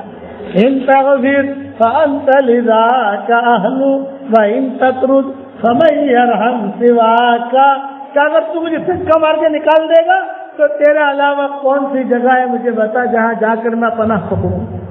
تیرے دروازے کے علاوہ کوئی دروازہ نہیں ہے. کتابوں میں لکھا ہے یہ کھڑے کھڑے رو رہے تھے اور یہ اشعار پڑھ رہے تھے اور غیب سے آواز آئی جس فارسی اشعار میں لکھا گیا, قبولت گرچہ ہنر میں سس, قبولت گرچہ ہنر میں سس, جسمہ پناہ جگر میں سس. ہم لوگ قبول کر لیا اگر یہ تیرے اندر کوئی ہنر نہیں ہے, کوئی خوبصورتی نہیں ہے, تیرے اندر کوئی چیز نہیں ہے. قبول گرچہ ہنر نے سس کہ جسمہ پناہ جگر نے سس, اس لیے کہ تو نے جملہ کہا ہے کہ تیرے دروازے کا علاوہ کوئی دروازہ نہیں ہے. اس بات پر ہم نے تجھے قبول بھی کر لیا اور تجھے معاف بھی کر دیا. یہ خیر ابراہیم بن ادہم رحمت اللہ علیہ بن گئے. آپ نے دیکھا ہوگا شیخ نے, حضرت شیخ الحدیث صاحب رحمۃ اللہ علیہ نے حضرت ابراہیم بن ادہم رحمۃ اللہ علیہ کے بہت قصے لکھے ہیں. ابراہیم بن ادہم رحمۃ اللہ علیہ. تو یاد رکھنا, دل اپنا صاف رکھنا اور اللہ تعالیٰ سے کہنا ہے اللہ میرا دل صاف رکھ, اے اللہ میرا دل صاف کر. بار بار کہتا ہوں دل میں اگر کچرا بھرا ہوا ہے نہ عبادت قبول نہ دعا قبول. ہم ایک ملی مغرب کی نماز اپنے پڑھی دل کے کچرے کے ساتھ قبول نہیں ہے, لیکن یہ کہ نیکیاں ملیں گی. فرشتہ کہے گا لکھے جا کے اس سے مغرب کی نماز پڑھ, فرشتہ لکھے گا کہ اس سے مغرب کی نماز پڑھ لی اور اللہ یہ کہے کہ اس میں نیکیاں دے دو. ہماری شریعت میں دو چیزیں ہیں, نیکیاں کرنا اور قبول کرانا. مشکل کام ہے قبول کرنا. نیکی پر اجر ملنا تو بہت آسان ہے. میاں بیوی ایک دوسرے کی طرف محبت کی نگاہ سے دیکھیں اور ہنسیں تو اللہ بھی ہنستے ہیں. کتنا آسان ہے. گھر جا کر یہ عمل کر لینا کہ مولوی صاحب نے کہا ہے کہ میاں بیوی ایک دوسرے کی طرف دیکھ کر مسکرائیں تو اللہ بھی مسکراتے. اللہ کو ہنساؤ گے بھائی کہ نہیں ہنساؤ گے بتاؤ, لیکن دل صاف کر کے. یہ نہیں کہ وہ ہنسو تو چوہا پر تاری ماری لڑائی تو چھ گی. تاری ماری سے گڑبڑ کیوں لگا رہا ہے مسکرا. پیچھے بیٹھ تھوڑا پیچھے بیٹھ، پھر اس کو لگاتا ہے مجھے تکلیف ہوتی ہے، میرے گھٹنے کی تکلیف ہوتا ہے. تو میاں بھی ایک دوسرے کی طرف دیکھ کر مسکرائے تو کتنا ثواب ملتا ہے. اللہ بھی مسکراتے. میاں بیوی ایک دوسرے سے مسافہ کریں، میں سنگلیاں اس کے لیے سنگلیاں اس کی برابر ہے کہ نہیں؟ تو یہ 20 انگلیوں سے گنا ایسے جھڑیں گے ایسے جھڑیں گے ایسے جھڑیں گے جیسا پانی نل کا پانی کھولو تو کیسا پانی گرتا ہے دھڑ دھڑ دھڑ ایسے گنا جھڑتے ہیں. یہ فضیلت نے بتائی. ایک دعا حدیث نے بتائی اور اگر آدمی پڑھ لے تو دنیا میں جتنے مسلمان مرد عورتیں ہیں ان سب کے برابر اللہ اسے نہیں کیا دے گا. پڑھو میرے ساتھ ربنا اغفر لی ولوالدی وللمؤمنین یوم یقوم الحساب. دیکھو جس سے پڑھا، میں نے بھی پڑھا، آپ نے بھی پڑھا، یہ بیان انشاءاللہ وائرل ہوگا دنیا میں، وہ بھی پڑھیں گے. اس وقت میں دنیا میں جتنے مسلمان مرد اور عورتیں ہیں ان سب کے برابر ہمارے اکاؤنٹ میں نیکی آ گئی. کتنا آسان ہے. نیکیاں کمانا ہمارے شریعت میں بہت آسان ہے، قبول کرانا مشکل ہے. اللہ کہتے ہیں انما یتقبل اللہ من المتقین. اللہ کے ایک ہی اصول ہے، تقوی والوں کا ہم قبول کرتے ہیں. تقوی والا اس لیے حضرت عمر ڈرتے تھے. حضرت عمر کیا کہتے تھے اپنے انتقال سے پہلے؟ لا لیا ولا علیہ، لا لیا ولا علیہ.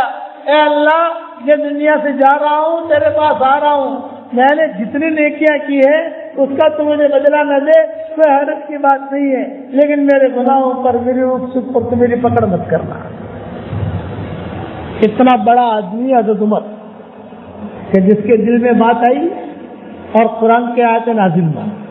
اتنا بڑا آدمی 17-18 مقامات میں بلکہ زیادہ ہے. ایک امام ہے غالباً امام نسائی ہے یا کوئی دوسرے امام ہیں، انہوں نے ساری چیزیں نقل کی ہیں.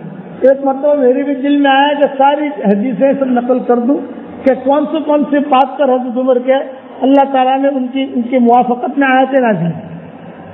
اتنا بڑا آدمی لیکن ڈرتے تھے. اور آج اللہ معاف فرمائے میں میری بات کرتا ہوں، آپ کی بات نہیں کرتا. اگر میں 3 چلے لگا لوں نا، 3 چلے، تو میں جبریل بن جاتا ہوں. مسافہ کرنے کا طریقہ الگ، بات کرنے کا طریقہ الگ. ہاں لیکن 3 چلے لگائے ہیں، 3 جیب میں سے نکالوں گا میں. 3 چلے، 3 میرا والد صاحب رحمۃ اللہ علیہ مرکز میں کہا کرتے تھے 3 چلا لگانے کے بعد آدمی اپنے آپ کو جبریل سمجھنے لگتا ہے. جو آدمی 3 چلا لگا کر اپنے آپ کو جبریل سمجھو تو ابا کہتے تھے سب سے بڑا شیطان وہ ہے. یہ ابا کہتے تھے. میرے والد صاحب کا نام سنا ہوگا آپ نے. میرے والد صاحب کہتے ہیں کہ سب سے بڑا شیطان وہ کچھ سکھا ہی نہیں. آج کل مردوں کو پیر بننے کا شوق بہت ہے اور عورتوں کو آپائے بننے کا شوق بہت ہے. ہمارے دعوت کے کام میں مرد کو پیر بننے کا شوق بہت ہے، پیر بن جاؤ، اور عورتوں کو آپا. میں کہتا ہوں پیر تو وہ بنے گا جسے اللہ پیر بنائے گا، آپا وہ بنے گی جس کو اللہ آپا بنائے گا، جس کو اللہ چاہے گا. ایسا آپا نہیں بنا جاتا. اس لیے آپ میں حضرت جی کے پاس بیٹھا ہوا تھا، میرے والد صاحب رحمۃ اللہ علیہ ہم سب بیٹھے ہوئے تھے. ایک نوجوان آیا، سلام علیکم. حضرت نے کہا وعلیکم السلام. بے ادبی سے سلام کیا اسے. سلام علیکم. ابا بیٹھے ہیں، میں بیٹھا ہوں، حضرت بیٹھے ہیں. سلام علیکم. حضرت نے کہا وعلیکم السلام. حضرت دعا کرنا، میں 3 چلا جماعت میں جا رہا ہوں، فرشتہ بن کر لوٹوں. کیا کہا اس نے؟ ارے بتاؤ تو صحیح. فرشتہ بن کر لوٹوں. حضرت نے کہا ہاں، حضرت کی عادت تھی. ہاں ہماری دعوت فرشتہ بننے کی نہیں ہے، ہماری دعوت انسان بننے کی ہے. تو انسان بن کے واپس آنا تو کامیاب ہو جائے گا. فرشتہ بننے کی، جبریل بننے کی ہماری دعوت نہیں ہے. کہتے ہیں ہم دعوت کا کام جو کرواتے ہیں، چلا لگواتے ہیں، 3 دن لگواتے ہیں، اجتماعات بلاتے ہیں، مشورے بلاتے ہیں. یہ کیوں بلاتے ہیں؟ تاکہ ہم انسان بن جائیں. ہمارے اندر وہ اخلاق آئے جو بڑوں کے تھے، ہمارے اندر وہ صفات آئے جو بڑوں کے تھے.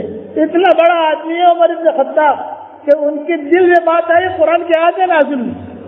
ادھر حضور کو رائے دی، حضور سے بات جگہ رائے قبول نہیں کی، لیکن ان کی رائے پر قرآن کی آیتیں نازل ہوئی. اتنا بڑا آدمی اور کیا کہہ رہا ہے؟ لا لیا ولا علیہ، لا لیا ولا علیہ، لا لیا ولا علیہ۔ اے اللہ تیری نیکیوں پر تو مجھے بدلہ نہ دے، میرے گناہوں پر پکڑ مت کرنا۔ یہی عبداللہ بن مبارک اور یہی ابراہیم بن ادہم، جب ان کا انتقال کا وقت قریب آیا ابراہیم بن ادہم کا، تو وہ ایک ہی چیز کہہ رہے تھے، گھر کے کونے کی طرف دیکھ رہے تھے اور کہہ رہے تھے کہ اللہ، وہ بچے کہہ رہے تھے کہ یہاں کیوں دیکھ رہے ہیں آپ اس کونے کی طرف؟ چلو میں جانتا ہوں اللہ جانتے ہیں، یہ بتاؤ تو صحیح کیا ہے اس میں؟ تو ابراہیم بن ادہم کہتے تھے میں اس طرف اس سے دیکھ رہا ہوں، اللہ سے کہہ رہا ہوں کہ اللہ اب یہ ساری امیدیں ختم ہوگی، ہڈیاں کمزور ہوگی، تیری میری ملاقات کا وقت قریب ہے۔ اے اللہ گھر کے اس کونے میں نے تیرے سامنے بہت آنسو بہائے ہیں، جیسے صرف تو جانتا ہے، میں جانتا ہوں، ایک آنسو تو قبول کر لینا اور مجھے معاف کر دینا۔ بڑا آدمی جو ہوتا ہے وہ اپنے آپ کو چھوٹا سمجھتا ہے۔ آج اللہ معاف فرما، تربیت کی کمی کی وجہ سے ہم اللہ کے راستے میں نکلتے ہیں، پھر بھی ہم بند کر نہیں آتے۔ ایک قصہ سنا کر بات ختم کروں، مدینہ منورہ میں یا مکہ مکرمہ میں میرا بیان تھا۔ وہاں جو بیانات ہوتے ہیں جس کی ترتیب مسجد میں بیان نہیں ہوتے، وہاں ہمارے یہاں تو مسجد میں بیانات ہوتے ہیں نا، ہال لیتے ہیں وہ، جمعرات جمعہ سنیچر، یہ 3 راتوں میں عام طور سے زیادہ بیانات ہوتے ہیں کہ وہ ان کی چھٹیاں ہوتی ہیں، جیسے ہمارے یہاں سنیچر اتوار چھٹیاں ہوتی ہیں، ویسے چھٹیاں ہوتی ہیں۔ تو مکہ مکرمہ میں وہ ہال لے لیتے ہیں، سارے مکہ کی عورتیں جمع ہو جاتی ہیں، مکہ کے مرد جمع ہو جاتے ہیں، بیان ہوتا ہے، مرد عورت ایک ساتھ، مرد اور عورتیں ایک ساتھ سن لیتے ہیں۔ پھر جب عشاء کی نماز ہوتی ہے، عشاء کی نماز وہ مجھے کہتے کہ آپ عشاء کی نماز پڑھاؤ، ارے میں بوڑھا ہو گیا ہوں یار، تو مسافر بھی ہوں، بولے ہم پوری کریں گے، پھر ہم نماز پڑھاتے ہیں، پھر وہ لوگ پوری کرتے ہیں، پھر بیان کے بعد مختصر دعا ہوتی ہے، پھر تھالے لگتے ہیں، ان کے تھالے سمجھتے ہو نا، بڑے بڑے گوشت کے تھالے، کھانا وغیرہ آتا ہے، کھانا کھا کے پھر ہر آدمی اپنے اپنے گھر کی طرف روانہ ہو جاتا ہے۔ تو ایک مرتبہ میرا بیان طے ہوا، میں وہ لاہیانی کے ساتھ کار میں بیٹھا اور موبائل پر میسج آیا، کہا کہ مولوی صاحب آپ کے بیان میں بھی آ رہی ہوں، میرا شوہر بھی آ رہا ہے، اس کا چہرہ ایسا ہے، اسے ایسی گھڑی پہنی ہے، ایسے مسواک لگائے ہوئے ہے اور ایسے کپڑے پہنے، ایسے چشمہ پہنا ہے، مولانا یہ آپ کے پاس مرکز میں آتا ہے، 4 مہینے لگاتا ہے، آپ کے پاس جب آتا ہے آپ اس کا اتنا اکرام کرتے ہو جیسے کہ فرشتہ ہو جاتی ہے۔ ہم تو سب کا اکرام کرتے ہیں، عرب آیا ابا بھی اکرام کرتے تھے، حضرت جی بھی اکرام کرتے تھے، اتنا اکرام کرتے ہو جیسے یہ فرشتہ ہے، لیکن جب میرے پاس آتا ہے نا حضرت جی میرے پاس، تو یہ ابلیس کا بھائی بن کے رہتا ہے، شیطان کا بھائی نہیں۔ وہ عورت لکھ رہی ہے شیطان کا بھائی نہیں، ابلیس کا بھائی، اور ابلیس کا چھوٹا بھائی نہیں، بڑا بھائی، اتنا خراب آدمی ہے یہ، اور 4 مہینہ ہر سال لگاتا ہے۔ وہ آتا تھا ہمارے پاس اور تمہارے سامنے بیٹھے گا بیان میں اور روئے گا بھی، یہ کہہ رہی ہوں تو میں نے لہیانی، وہ ذمہ دار ہے، معاشرہ کا آدمی ہے لہیانی، ہمارا عبداللہ لہیانی۔ میں نے اس سے پوچھا، میں نے کہا یہ آدمی کا اس کی بیوی ایسا لکھ رہی ہے، دیکھ اس کی بیوی کا میسج ہے۔ ارے بولے حضرت ہم بھی پریشان ہیں، یہ جو ہے ہم سے پوچھ پاچھ کر کسی سے پوچھتا بھی نہیں، مرکز میں آ جاتا، مرکز میں تو کوئی بھی آیا، یہ کہاں سے آئے؟ مکہ سے۔ ارے بھائی بہت اچھا بہت اچھا، اور اس کو فری کھانا چاہیے، فری رہنا چاہیے، اور فری اکرام چاہیے، فری عزت چاہیے، ہم تو سب کے اکرام کرتے ہیں۔ ارے بولے حضرت اس کی بہت شکایت ہے، بات مانتا ہی نہیں ہے، جہاں اجتماع ہوتا ہے وہاں پہنچ جاتا ہے، تو ایسی کی کبھی ہے نہیں، اور پھر یہاں آ کر سب ساتھی کو پریشان کرتا ہے، گھر والوں کو پریشان کرتا ہے۔ تو میں نے اس کو بولا، آیا تھا وہ بیان میں، اب بھی آتا ہے، تو میں نے اس کو کہا میرے بھائی ایسی تبلیغ سے کیا فائدہ؟ جو تبلیغ تجھے نماز پر کھڑا نہ کرے اور جو چلا تجھے دیندار نہ بنائے، ہمارا یہ دعوت کا کام گھومنے پھرنے کا نہیں ہے، ہمارا یہ دعوت کا کام پکنک کا نہیں ہے، ہمارے دعوت کا کام فری کھانوں کا نہیں ہے، یہ دعوت کا کام ذمہ داریوں کا ہے۔ ایک جگہ میں بیٹھا ہوا اور 2 آدمی لڑکے باتیں کر رہے، اے بھائی کشمیر میں رخ بڑی ہو، کشمیر میں چالنا پڑا جائے، پکنک بھی تھی جیسے یار کشمیر میں جو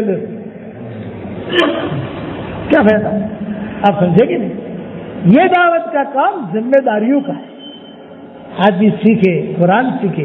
جو بھی جماعتیں آتی ہیں، آج کل اسٹوڈنٹ کی جماعتیں بہت چل رہی ہیں، تو اس کی ذمہ داروں سے میں کہتا ہوں کہ کم سے کم ان کو اتنا قرآن سکھاؤ. آج بھی آئے تھے گٹامن میں, کم سے کم ان کو اتنا قرآن سکھاؤ کہ یہ نماز میں قرآن پڑھ سکیں اور ان کے محلے کی مسجد میں اگر کبھی امام نہ آئے تو امام کی جگہ یہ امامت کر سکیں. ان کو دین سکھاؤ. تو آپ لوگ اللہ کے راستے پہ نکلو گے انشاءاللہ, اور آپ کو عرش کے خزانے کے اندر میں 4 چیزیں یاد رہ گئی. سورہ فاتحہ, آیت الکرسی, سورہ بقرہ کا آخری رکوع اور سورہ کوثر یاد ہو گیا, اور 313 تو یاد ہے ماشاءاللہ پکا. اب بتاؤ اللہ کے راستے پہ نکلو گے انشاءاللہ. اب ہمارے یہاں اجتماع ہو رہا ہے ماشاءاللہ, مجادر میں جماعتیں نکلیں گی. جو بھی جماعت میں نکلنے کے لیے تیار ہو کھڑے ہو کر نام لکھو. وعلى آل إبراهيم إنك حميد مجيد. اللهم لك الحمد كما أنت أهل, فصل وسلم على سيدنا محمد كما أنت أهل, وافعل بنا ما أنت أهل فإنك أهل التقوى وأهل المغفرة. اللهم لك الحمد حمدا حمدا ولك الشكر شكرا شكرا. اللهم لك الحمد حمدا حمدا لك الشكر شكرا شكرا. ربنا آتنا في الدنيا حسنة وفي الآخرة حسنة وقنا عذاب النار. اے اللہ ہمارے گناہوں کو معاف فرما, ہماری خطاؤں سے درگزر فرما, پورے عالم پور والوں کو قبول فرما, ایک ایک اینٹ کو قبول فرما, ایک ایک مرد اور ایک ایک عورت کو قبول فرما. اے اللہ میری تشکیل پر جو روزانہ 313 مرتبہ سورہ اخلاص پڑھے, 313 مرتبہ درود شریف پڑھے, 313 مرتبہ استغفار پڑھے, اے اللہ اس کی ساری دعاؤں کو تو قبول فرما, اس کی پریشانیوں کو دور فرما. جنہوں نے تیرے راستے میں نکلنے کا عزائم کیے ہیں, ارادے کیے ہیں, تو ان سب کو قبول فرما, ان کا نکلنا آسان فرما. ہر فرد امت کو تو دین کا داعی بنا دے. اے اللہ مسلمانوں سے تو پوری حفاظت فرما. اے اللہ جس نے بھی مجھے دعاؤں کے لیے کہا ہو, دعاؤں کے لیے خطوط میں لکھا ہو, جن کا ہم پر کسی قسم کا حق اور احسان ہو, یا جو مجھے اپنی دعاؤں میں یاد کرتے رہتے ہوں, مائیں بہنیں اپنی دعاؤں میں یاد کرتی رہتی ہوں, ہماری ساری دعاؤں میں ان کا پورا حصہ نصیب فرما.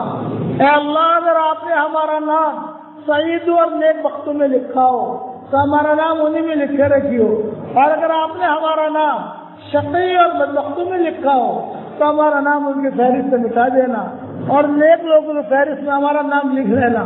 لکھنا بھی آپ کا کام ہے, مٹانا بھی آپ کا کام ہے, لوح قلم بھی آپ کے پاس ہے. سعادہ میں تو ہمارا نام لکھ لے. اے اللہ وہ چیزیں جس کا لینے کا ارادہ کرتے ہیں مگر آپ ہمیں دینا نہیں چاہتے, اس کی محبت ہمارے دلوں سے نکال دے, اس کا خیال نکال دے, اس گلی میں آنے جانے کو ختم فرما دے.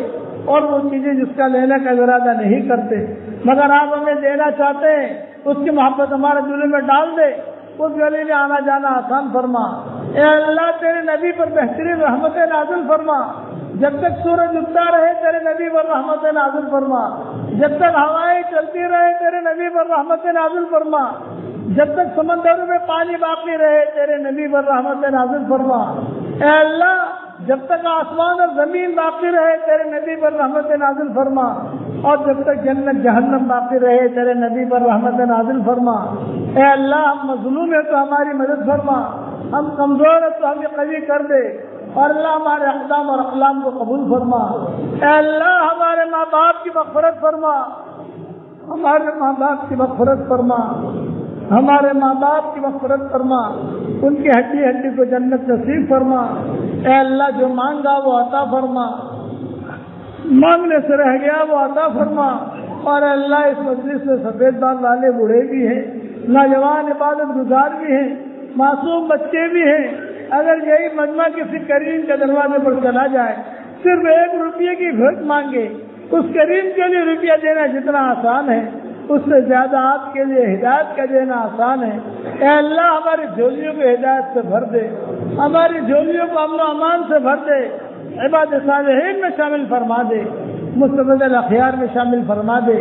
اور اپنے فضل و کرم سے جس کرم سے آپ نے ہمیں یہاں جمع کیا ہے, تیرے اسی کرم سے جنت الفردوس میں تیرے نبی کے پڑوس میں ہماری قیامت تک کی آنے والی نسلوں کے ساتھ تو ہم سب کو جمع فرما دے. اے اللہ میری اس دعا پر دنیا میں جہاں کہیں آمین کہی جائے تو اس کو بھی قبول فرما, اس کی قیامت تک کے آنے والی نسلوں کو بھی قبول فرما اور اپنے فضل و کرم سے ہماری دعاؤں کو قبول فرما. سبحان ربنا رب العزت عما یصفون وسلام علی المرسلین والحمد للہ رب العالمین.